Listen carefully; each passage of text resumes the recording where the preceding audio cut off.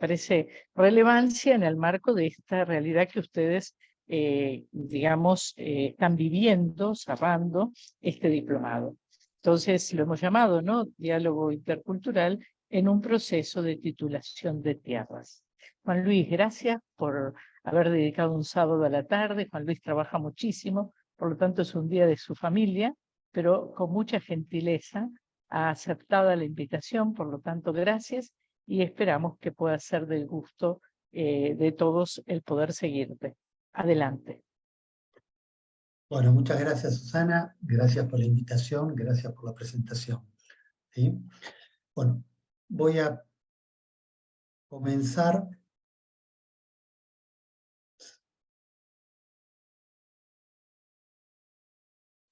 ¿Se ve? Bien, bueno. Yo voy a presentar una experiencia en la que participé, que fue una entrega de tierras que benefició a comunidades indígenas y a familias campesinas en el norte de nuestro país. ¿Sí? Por eso yo titulé la presentación Diálogo intercultural en el marco de un proceso de titularización de tierra, donde el tema del diálogo y los acuerdos fue como el eje principal en todo el proceso para lograr el reconocimiento y la titularización de tierra. Rápidamente, para que ustedes se ubiquen, la experiencia se realizó, bueno, en Argentina, en una provincia del norte del país y en una región que se llama el Chaco salteño, ¿sí? La región del Chaco, el Chaco semiárido. Después vamos a volver a mencionar y a describir la región, pero para que ustedes se ubiquen en dónde se realizó esta experiencia. Ordené la presentación. Como primer punto puse origen del proceso, el marco legal y el porqué el diálogo intercultural. El segundo punto es, bueno, ubicar y caracterizar la zona y la población que participó de este proceso, la metodología de trabajo y las dificultades, logros y aprendizajes de todo el proceso. ¿Sí? ¿Por qué el diálogo intercultural?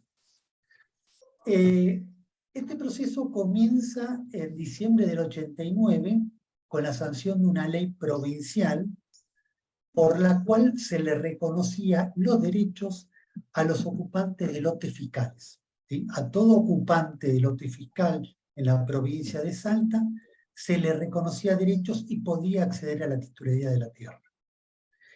Nosotros, la organización en la que yo estaba trabajando, estábamos trabajando en esta zona solamente con comunidades indígenas. Y uno de los ejes principales de nuestro trabajo era justamente lograr la titularización de la tierra. Para las comunidades era clave lograr los títulos, como decían ellos, el papel que certifique que ellos son dueños. Más allá de que ellos se sentían dueños, pero eso les daba la tranquilidad de que no los iban a sacar del lugar. Entonces, la ley esa para nosotros fue una oportunidad, por un lado, para pedir el reconocimiento y la titularización de tierra, pero por otro lado, fue también una gran oportunidad para iniciar un proceso de acercamiento, diálogo y acuerdo con los criollos que también habitaban la misma zona e incluso compartían los mismos lotes con las comunidades indígenas. La relación entre indígenas y criollos era una relación a veces conflictiva, de tensiones, si bien en otras zonas era mucho más conflictiva y a veces con hechos de violencia, en esta zona no había ese nivel de violencia, pero sí un nivel de conflicto y de tensión fundamentalmente vinculado con los recursos naturales. Entonces, para nosotros fue la oportunidad de iniciar un proceso de acercamiento y diálogo, dado que ambos vivían en un mismo territorio y compartían los mismos recursos. Por otro lado, la ley exigía que los que reclamaban derechos tenían que cumplir ciertos requisitos, ¿sí? y que era importante que se reconocieran los derechos de todos los habitantes, ¿sí? Entonces, para nosotros era muy importante que para que la propuesta de entrega de tierra a las comunidades sea viable, sea sustentable y que a futuro no haya conflictos, no haya enfrentamientos, también reconocer los derechos que tenían los criollos. Entonces, esto nos permitió iniciar un proceso de diálogo, de acercamiento, para finalmente llegar a acuerdos que permita el reclamo y la titulización de tierras. También esto permitió, como consecuencia de todo este proceso, llegar a acuerdos estratégicos para el uso común de los recursos naturales, ¿sí? Para lograr un territorio sin conflictos y fundamentalmente también para lograr la defensa del territorio. Esa zona era una zona de explotación petrolera y también de explotación agropecuaria. Había grandes empresas agropecuarias que permanentemente también presionaban a criollos e indígenas y los corrían de su tierra. Entonces, eso también era una oportunidad para defender en forma común estos embates.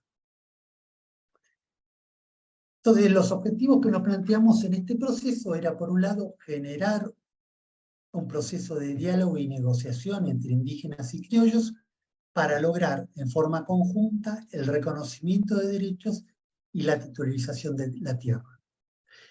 Y además, y esto también lo pedía, lo exigía la ley, elaborar en forma conjunta una propuesta productiva que respete los modos de vida indígena y de las familias criollas, contribuya al cuidado del medio ambiente y permita un uso sustentable, un uso común y sustentable de los recursos como agua y monte.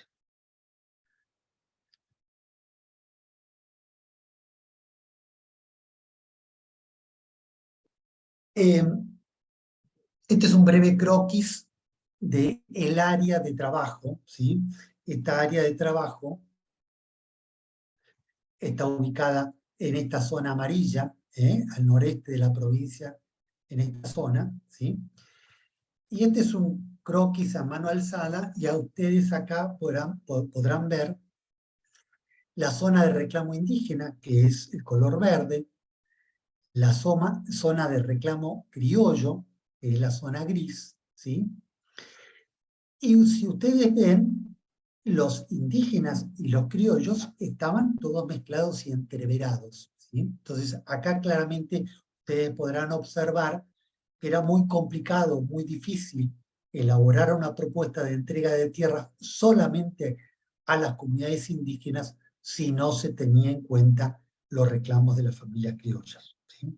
Luego vamos a volver a este croquis porque vamos a poner ejemplos de este nivel de conflictividad. En rojo están criollos poseedores que estaban en la zona, eran poseedores con derechos, pero que no participaron en esta entrega de tierras y que van a participar posteriormente a esta entrega. En la zona donde se desarrolla la propuesta, bueno, es el Chaco salteño, como dije recién, es el Chaco semiárido.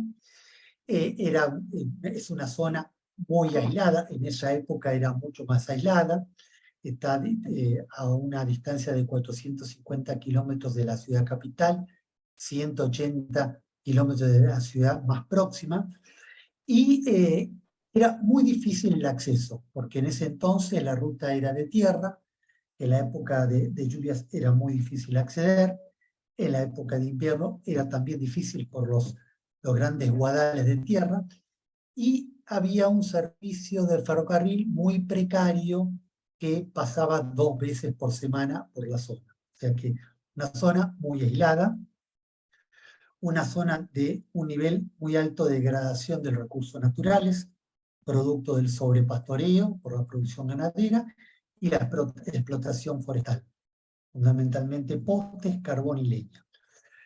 Una zona de necesidades básicas insatisfechas, el departamento de Rivadavia, que es donde pertenece esta zona, es la que tiene los índices de pobreza más altos del país, con altos niveles de desnutrición y malnutrición, y con enfermedades como el Chagas y la tuberculosis, donde afecta fundamentalmente a las comunidades indígenas. Deficientes servicios de salud, educación y comunicación, y la actividad principal, como dije recién, es la forestal, ganadera y petrolera. Los beneficiarios de esta experiencia fueron 5 comunidades indígenas del pueblo Wichí. Los Wichí son cazadores-recolectores, viven fundamentalmente de la caza, recolección, pesca, y también tienen algo de ganadería menor, ¿sí? Fundamentalmente cabras. Esta experiencia favoreció a 265 familias y unas 1.500 personas aproximadamente. Estas comunidades tenían un área de uso de alrededor de 35.000 hectáreas. Y también participaron de esta entrega de tierras 85 familias criollas, unas 520 personas, que también tenían un área de uso de 35.000 hectáreas.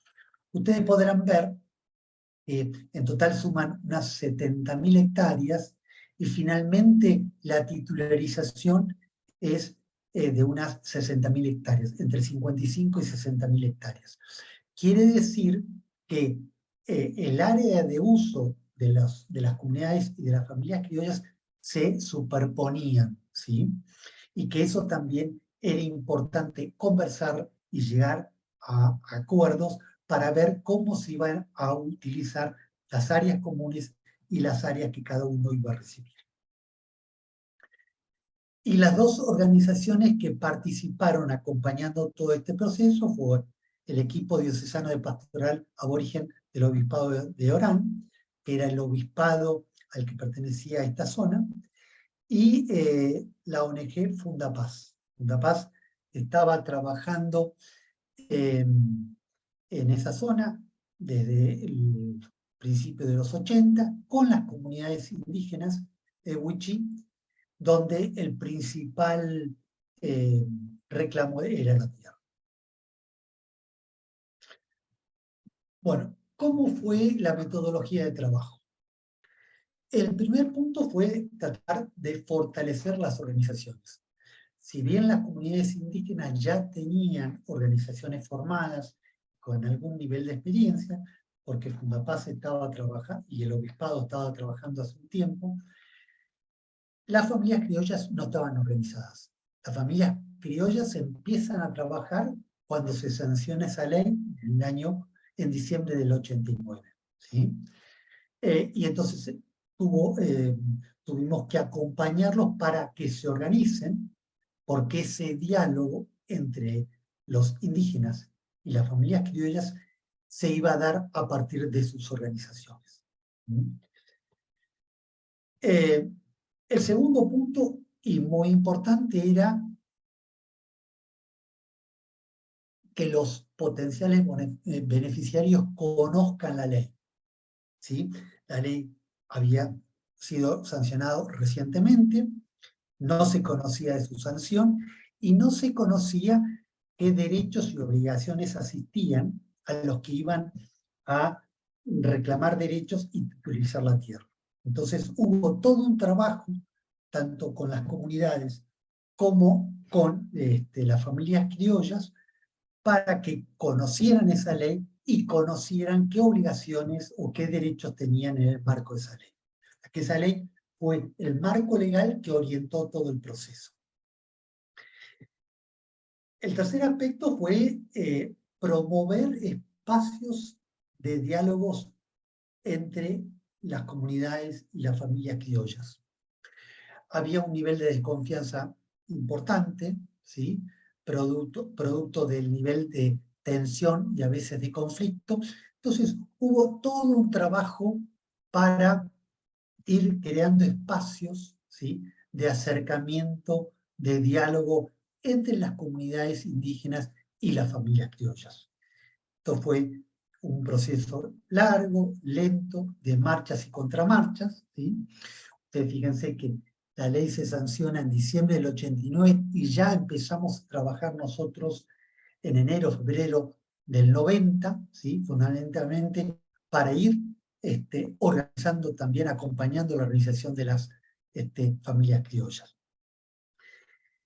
Este proceso de diálogo y este acercamiento implicó, por un lado, que hubiera reuniones entre las organizaciones indígenas, al interior de las organizaciones indígenas, y entre las organizaciones campesinas, criollas, y al interior de esas organizaciones, para que cada uno vaya pensando, discutiendo la propuesta de subdivisión de la tierra, ¿sí? Entonces, volvamos al croquis.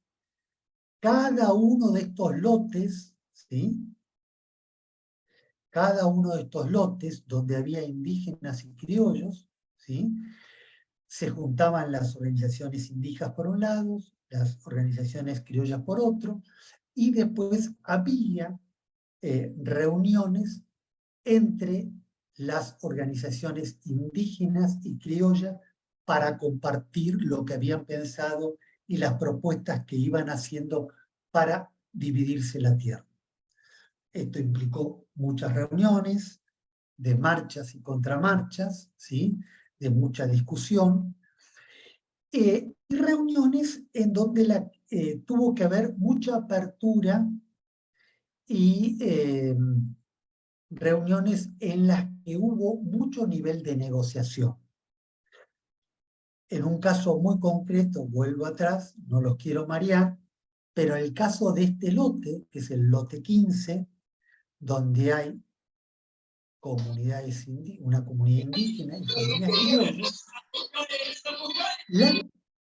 la comunidad indígena de este lote, Guayayuc, planteó que ellos querían, en su propuesta de subdivisión, un lote en esta zona y un lote en esta zona. Un lote en esta zona porque estaba cerca de la ruta y del pueblo, y para ellos era importante porque llevaban productos para comercializar, y esta zona, porque en esta zona había lugares sagrados, había zonas de caza y recolección, y estaba el cementerio. Este ejemplo que estoy poniendo muestra la cantidad de reuniones que hubo para que se pusiesen de acuerdo para lograr una subdivisión de la tierra. Porque en esta zona, que finalmente le toca a las comunidades indígenas, habían familias criollas que tenían sus puestos, sus casas, sus pozos de agua, sus corrales, sus mejoras, y estas familias se tenían que desplazar a esta zona para dejar lugar a las comunidades indígenas. Bueno, producto de muchas reuniones, producto del diálogo y producto de acuerdos, se pudo lograr este planteo de subdivisión donde los criollos que estaban en esta zona se desplazaron acá y liberaron esta zona para la comunidad indígena.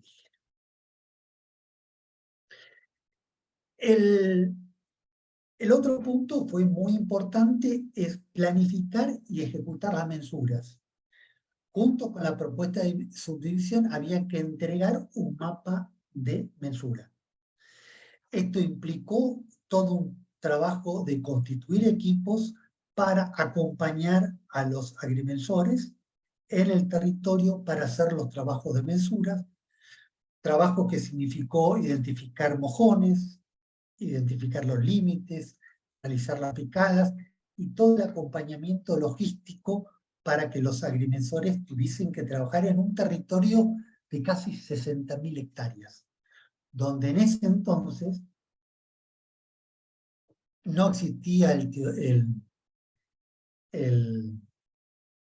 ¿cómo se llama? Bueno, existía el teodolito, hoy ya hay sistemas más modernos que el teodolito. El teodolito implicaba tener que caminar todo el territorio haciendo picadas. Entonces, eso implicó todo un trabajo de organización entre indígenas y criollos para que ellos puedan trabajar. El otro punto fue, bueno, finalmente armar una propuesta de subdivisión y acompañar a esa propuesta de subdivisión acuerdos de convivencia. ¿Eran los acuerdos de convivencia? Bueno, acuerdos que determinaban cómo iban a ser los espacios comunes y cómo iban a ser el uso de la tierra que le tocaba a cada uno. ¿Sí? Entonces, producto de esas reuniones y de esos acuerdos es que se llega a una propuesta de subdivisión y a un acuerdo de convivencia, que es lo que forma parte de la presentación que después formalmente hicieron las comunidades y las familias criollas al gobierno provincial solicitando la titularidad de la tierra. Estas carpetas estaban constituidas por la propuesta de subdivisión para las comunidades indígenas y las familias criollas, el mapa de mensura. Una acreditación de derechos por parte de las familias criollas, ¿sí? Si bien las comunidades indígenas no requerían que presentaran una acreditación de derechos, las familias criollas sí tenían que acreditar que efectivamente estaban en esa tierra por lo menos hace por lo menos 20 años, con ánimo de dueño, en forma ininterrumpida, forma pacífica, y eso tenían que acreditarlo a través de diferentes documentación.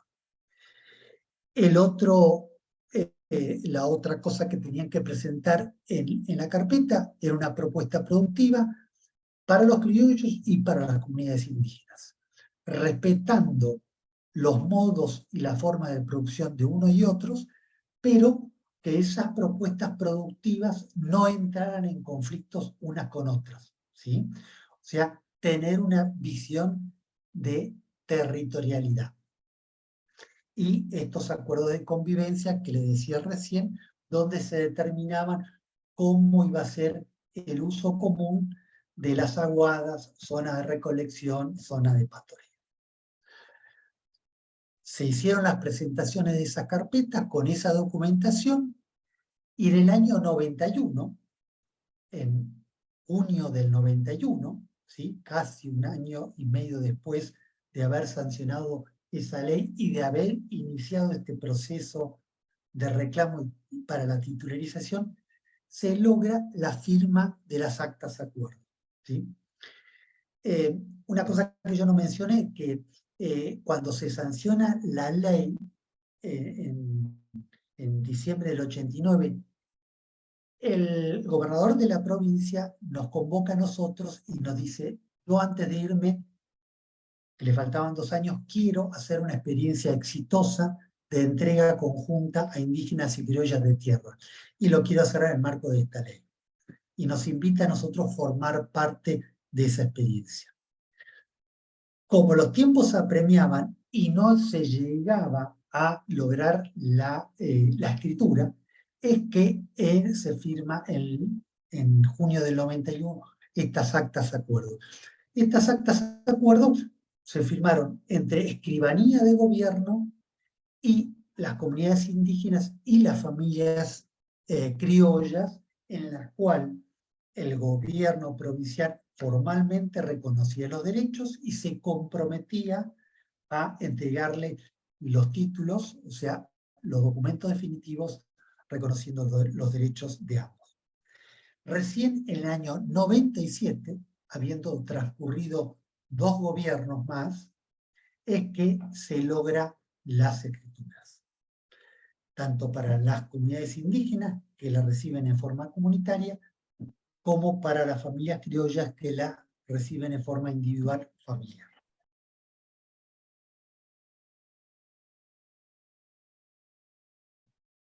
¿Cuáles son las dificultades, logros y aprendizaje de este proceso?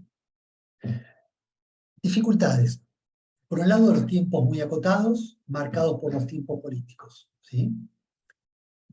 Casi 1 año y medio para lograr llegar a los acuerdos, iniciando el trabajo con los criollos, ¿sí?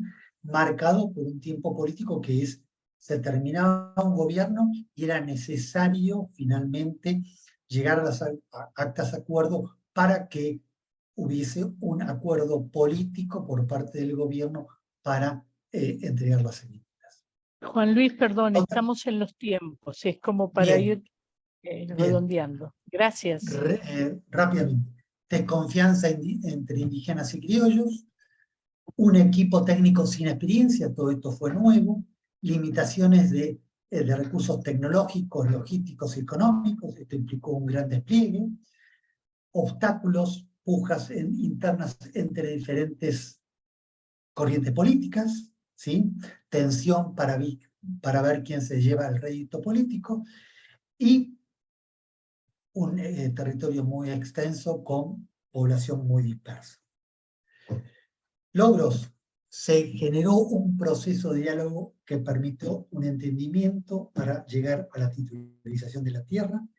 Fue la primera experiencia en el país donde se entrega la tierra a partir de un reclamo conjunto, trabajo conjunto entre iglesia, Estado, organizaciones indígenas y criollas y ONGs, impacto político y económico, político, social y ambiental, como consecuencia de la titularización de tierra, la titularización de 60.000 hectáreas.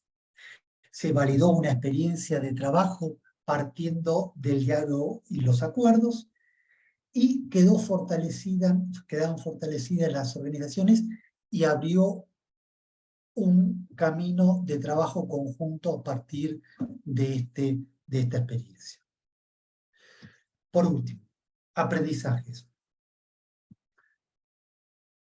El proceso de diálogo y acuerdo es la clave para lograr un proceso de desarrollo dentro del territorio. Segundo aspecto, esto nos permitió de ahí en más abordar nuestro trabajo con una visión territorial. Es muy diferente trabajar con indígenas y criollos, responder a los reclamos de ambos, que trabajar en forma conjunta donde, si bien tienen demandas particulares, hay una visión de conjunto y una visión territorial. Otra cosa muy importante, esta tensión que a veces se da entre los tiempos y los procesos de la gente y las oportunidades políticas, ¿sí? Esta experiencia hizo que acelerásemos los tiempos en función de la oportunidad política. El hecho de lograr unas actas de acuerdo que significó un hecho político irreversible que los gobiernos posteriores no pudieron echar atrás, ¿sí? La transparencia en el proceso a través de la comunicación y la información, eso fue clave, permanentemente informar, comunicar para que todos, tanto indígenas como criollos, manejasen la información para que puedan tomar las decisiones y ser verdaderos protagonistas del proceso. Y lo último es esta estrategia de reclamo conjunto para lograr el reconocimiento, titularización e implementar a futuro políticas públicas. Bueno, rápido al final, pero llegué.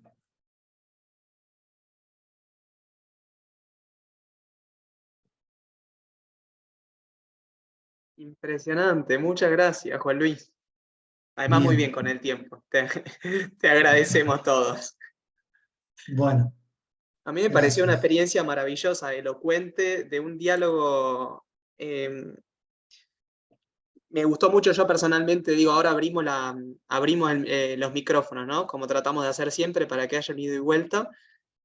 Pero te agradezco primero te escuchaba y pensaba, qué laburo, qué trabajo, cuánto trabajo. Realmente años de un compromiso conjunto, como bien señalabas. Pero además me gustó mucho cuánto el diálogo con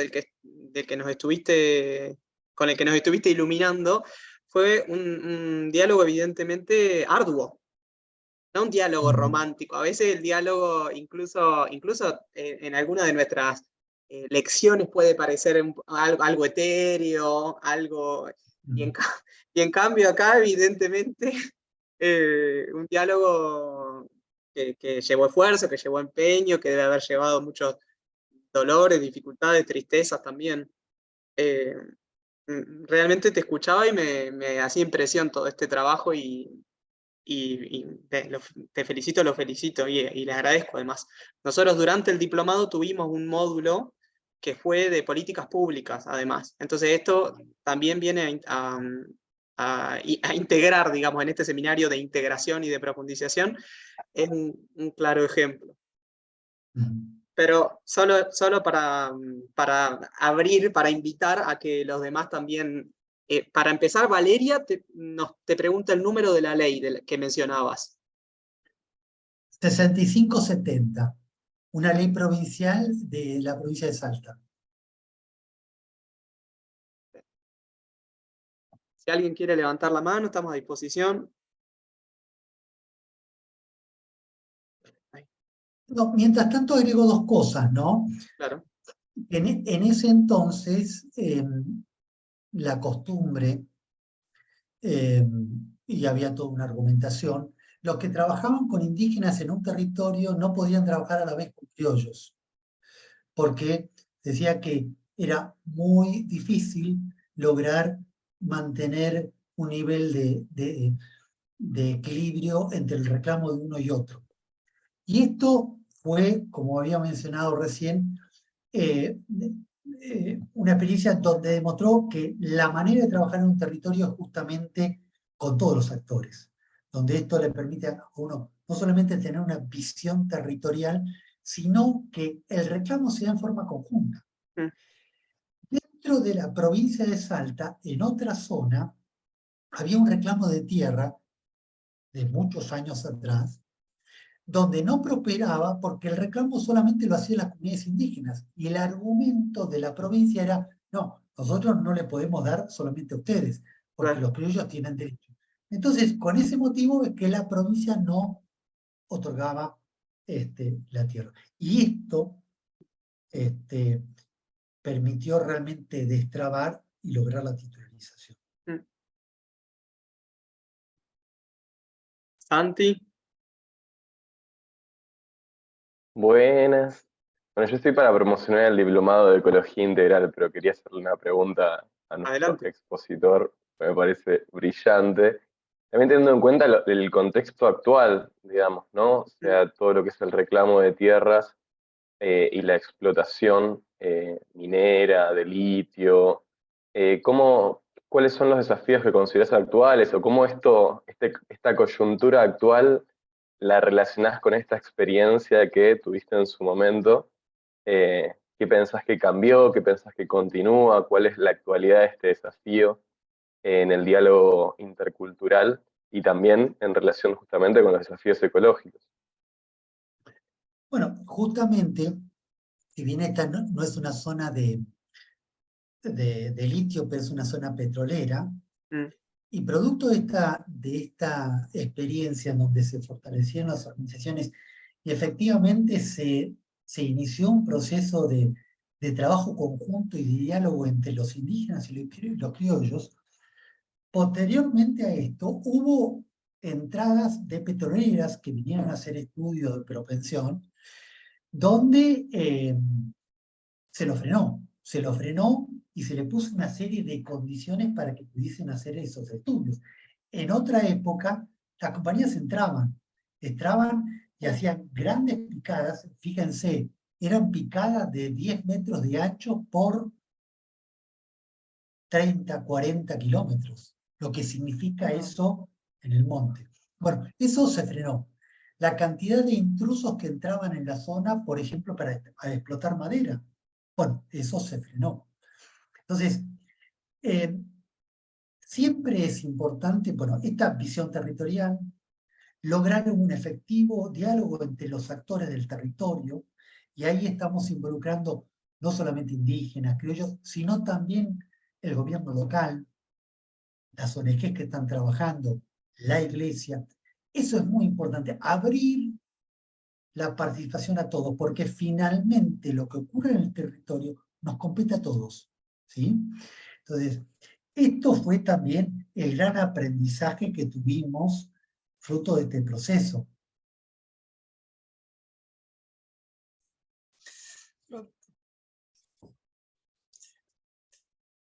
Posso Isabel. perguntar?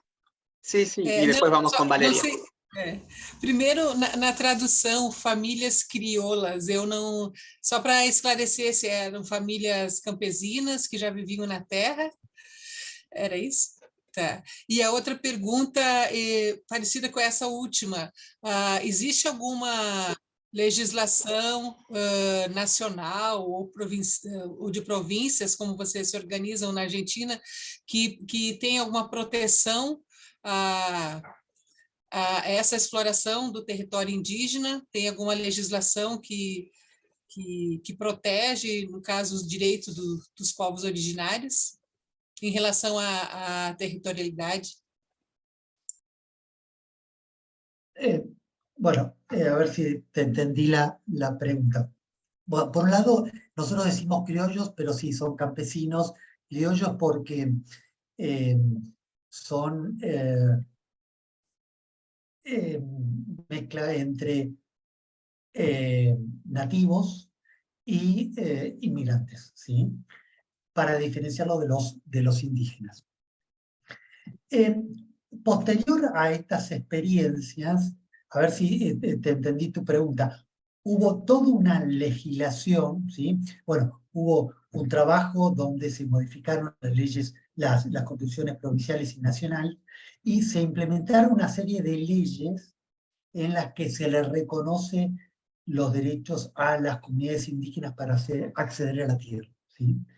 Entonces, posterior, digamos, hasta esta experiencia no existía todo ese marco legal, ¿sí?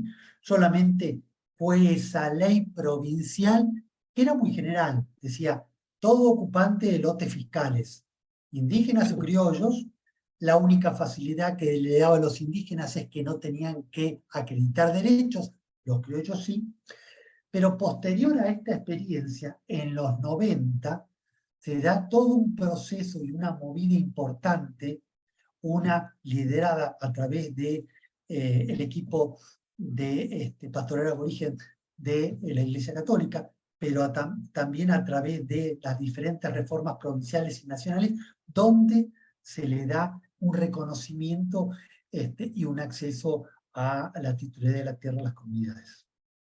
No sé si respondí a tu pregunta. Gracias, Juan Luis. Entonces vamos con Valeria y una que está en el chat, y creo que con eso podemos cerrar para poder ser respetuosos de los tiempos. Yo leo la del chat y después te doy la palabra, Valeria, y Juan Luis cerrás, si va bien.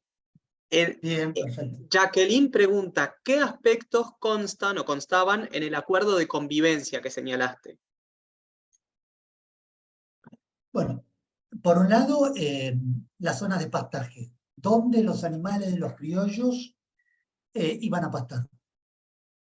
Eso por un lado. Por otro lado, zonas de recolección, ¿sí?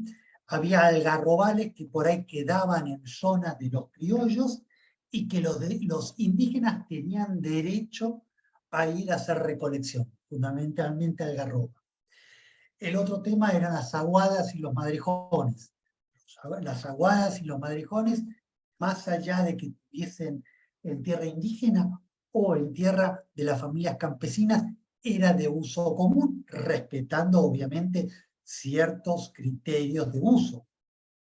Eso por ejemplo, el tema de corte de madera. ¿Qué madera se corta? ¿Qué madera no se corta? Aspectos así. Bien. Gracias.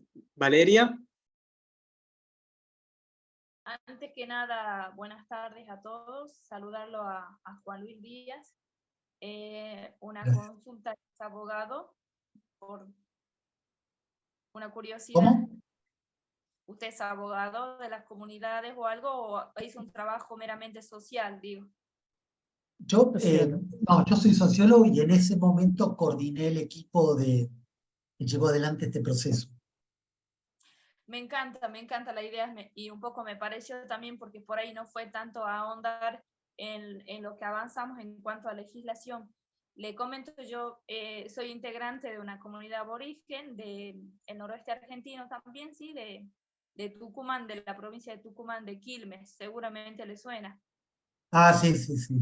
Sí, sí. Y tenemos también impresionantemente la falta de concepción, la falta de ocupación por parte del gobierno de entender y de trabajar sobre la legislación, porque ya tenemos legislación.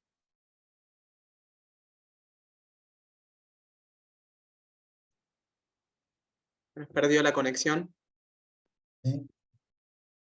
Parece que Vale está conectada desde el teléfono y a veces tiene dificultades en la conexión. ¿Me escucha ahí? Ahí sí. Ahora sí. Bien. Le decía que en relación a mi provincia, es impresionante cómo el gobierno, digo la provincia de Tucumán, es impresionante cómo el gobierno, y no solamente creo que lo padece Tucumán, sino cómo se desentienden de las leyes, del avance de normativa. En el 94 hemos tenido una reforma de la Constitución a nivel nacional y se siguen avasallando los derechos de las comunidades indígenas. Es impresionante cómo no hay un plan de trabajo para abordar las diferentes problemáticas de estos sectores sociales que no son un sector excluido, sino que participan, por ejemplo, en tiempos de elecciones gubernamentales, participan de manera activa y llegan solamente a algunos tipos de política y otras no, como por ejemplo este acto tan impresionante y avanzado en relación a lo que nosotros tenemos, que Escribanía de la provincia se ocupe de trabajar sobre la titularización de las tierras, porque no solamente vulneran el sector de las comunidades aborígenes o de las tierras que se protegen en consideración de pastoreo, de generación de leña, de generación de recolección y demás, sino que en general, y allí no solamente caen en faltarle al sector que tiene un título de propiedad de manera tradicional antes de la reforma, sino que a ambos sectores, inclusive hay quienes vienen y les compran sus tierras a alguien que de manera, voy a suponer, ¿no? De manera tradicional se hizo propietario de tierras y las vende, pero en el momento de consultar a quién le compró o a dónde están los títulos de propiedad nunca los saben exhibir y en ese caso particular es impresionante la connivencia que hay con el gobierno provincial. De hecho, muchas veces son quienes ostentan el poder las personas mismas que se apropian de los territorios con intenciones de apropiarse de lugares con agua, de lugares con mucha leña o con lugares estratégicos para la construcción de hoteles, por ejemplo, de producción de vid y demás. Así que, bueno, es una postura y también, por supuesto, que me ilustra muchísimo porque mi trabajo final del diplomado lo estoy trabajando en mi comunidad y me preguntan siempre, por ejemplo, mi mentor, ¿cuál es la naturaleza jurídica de una comunidad aborigen? ¿Cuánto de legislación tienen? O sea, dan por sentado muchas veces de que el Estado nos reconoce, de que el Estado tiene políticas implementadas para ese sector y no existe, lamentablemente no existe. Sí. Hay una cosa que vos estás planteando y que claramente acá fue muy diferente, ¿no? Acá hubo una decisión política que se manifestó a través de una ley y además una visión de de un gobernador decir, bueno, yo quiero que esta experiencia sea exitosa para que se replique en la provincia. Y de hecho, esto se replicó y se replicó en otra zona mucho más difícil que esta, donde efectivamente había un nivel de conflictividad muy alto y era un reclamo de hacía 25, 30 años atrás, ¿sí?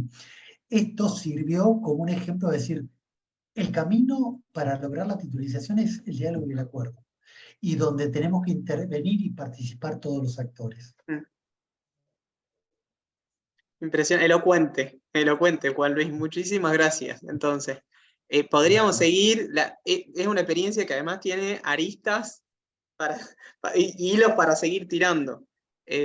Súper rica, muchísimas gracias. El tiempo es tirano, lamentablemente, con lo cual te agradecemos nuevamente, le agradecemos a Susana. Susi, no sé si querés decir algo más. No, agradecer, me parece que es una experiencia que vincula tierra, diálogo intercultural, diálogo con todos los agentes, ¿no? Y que en el tiempo ha marcado y marca también como esos testimonios que sirven para transitarlos, que son como huellas. ¿Verdad? Gracias, Juan Luis, también por ofrecer Gracias a este ustedes. tiempo y esto, ¿verdad? A mí me pareció también, me gustó mucho cuando señalaste que es una cuestión, y lo dijiste más de una vez, que es una cuestión que atañe a todos, que nos incumbe, digamos, a todos como ciudadanos, porque de pronto esa es un poco la propuesta, Santi, corregime, del diplomado de Ecología Integral. Entonces te damos unos minutitos para que nos cuentes acerca de esta propuesta, que también es una propuesta de Sofía Alc. Muchas gracias. Increíble estos paneles, impresionantes testimonios, impresionantes consultas, también intercambios. Parte de la riqueza, ¿no?, de las propuestas, creo, del Instituto Universitario Sofía. Y en este sentido, queríamos acercarles, entiendo que Marisa ya presentó formalmente el diplomado, por eso simplemente quería recordar informaciones, siendo que la inminencia del comienzo de nuestro diplomado de Ecología Integral hacia fines de julio, es un momento de anotarse o avisar a todos los que crean que puedan estar interesados en inscribirse. Lo primero que hice fue mandarles el link que los lleva a la información de preinscripción también, y lo que les pasé a continuación tiene que ver con una charla informativa que se va a dar en español el 4 de julio, y ahí en un ratito pego la de portugués, justo aprovecho para terminar de enmarcar en la invitación. En principio, Marisa, que es la coordinadora general, me decía dos cositas para que tengan en cuenta, digamos, ¿no? Ustedes como estudiantes de Sofía, la mayoría, entiendo, está cerrando esta etapa del diplomado de interculturalidad, tienen un descuento de un 10% si quieren hacer otro diplomado, también transferible a otros que ustedes crean que los ven en la posibilidad de tener esta experiencia desde otro marco, no el de interculturalidad, sino el de la ecología integral. Entonces, sepan que tienen este beneficio como estudiantes del Instituto Universitario Sofía.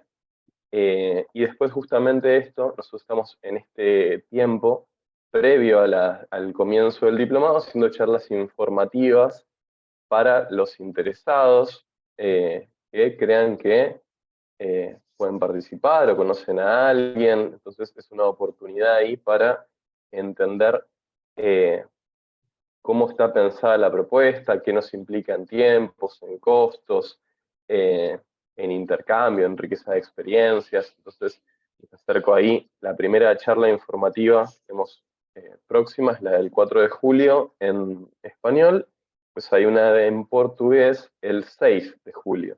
Y después hay otra el 8, el 12, tenemos varias. Pero bueno, ahí ya si quieren la información en los links, se pueden inscribir en el primer link, el de prescripción, y ahí ya van a tener, les va a llegar la invitación al mail de todos los webinars, invitaciones y demás eventos que estaremos haciendo en el marco de el Diplomado de Ecología Integral. Entonces les dejo el otro link de la charla en portugués informativa, y con eso ya termino mi parte, así también respetamos los tiempos. Pero bueno, sean todos cordialmente invitados a formar parte de esta experiencia, también muy rica, como es un diplomado de Ecología Integral en el marco de este hermoso instituto que es Sofía Latinoamericana. Seguramente va a ser un curso maravilloso sobre una temática además tan necesaria. Juan Luis, Agustín pregunta si hay alguna publicación donde pueda encontrarse la experiencia.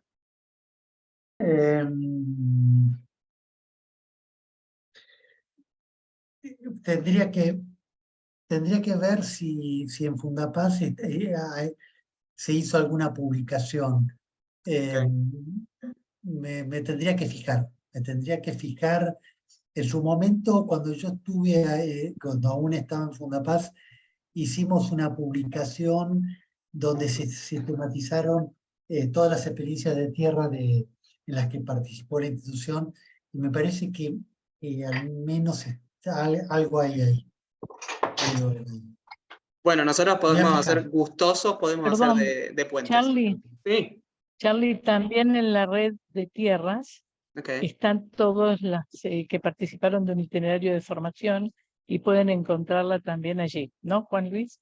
Es www.tierra.org. Ok. Bueno, y de todos modos podemos hacer de puentes nosotros si queda alguna duda para Agustín o para alguien más, digamos.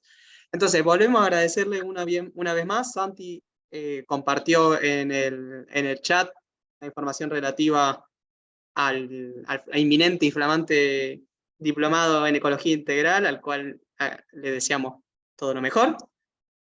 Y entonces, ahora nosotros, ¿quiénes se sumaron? Quienes no son estudiantes del diplomado en interculturalidad, les decimos muchas gracias. El resto, los que continuamos haciendo este seminario de integración y profundización, volvemos a encontrarnos y media, ¿sí? En 25 minutos volvemos a encontrarnos a las 5:30 de Argentina a Brasil. Continuamos para el momento de cierre y de celebración ya. Gracias una vez más, Juan Luis. Gracias, Susi. Gracias, Santi. Hasta luego. Muchas Muchas gracias. gracias.